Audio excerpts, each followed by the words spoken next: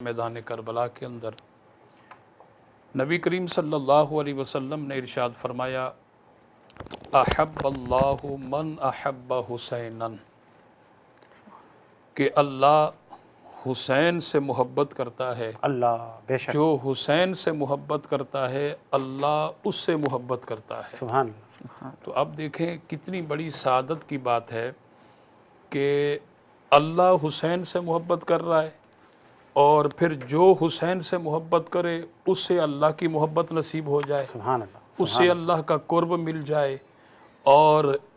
اس سے جو ہے وہ اللہ کی جو ہے وہ معرفت نصیب ہو جائے، اللہ کا اس پر کرم اور مہربانی ہو جائے۔ تو میں سمجھتا ہوں کہ اس سے بڑی سعادت کی کیا بات ہو سکتی بے ہے۔ شک بے شک، اور یہ وہ عظیم الشان گھرانہ ہے، جب ہم صحابہ کرام کی زندگیوں کا مطالعہ کرتے ہیں تو انہوں نے بھی ان سے محبت اور عقیدت بے مثل و بے مثال کی ہے۔ سبحان اللہ، سبحان اللہ، حضرت حمداللہ ابن مسعود رضی اللہ تعالیٰ عنہ یہ وہ صحابی رسول ہیں جن کے وسیلے سے صحابہ کرام دعائیں کیا کرتے تھے، اور جبریل امین کے لہجے میں یہ قرآن کی تلاوت کیا کرتے، آہا، اور سبحان اللہ، صاحب النالین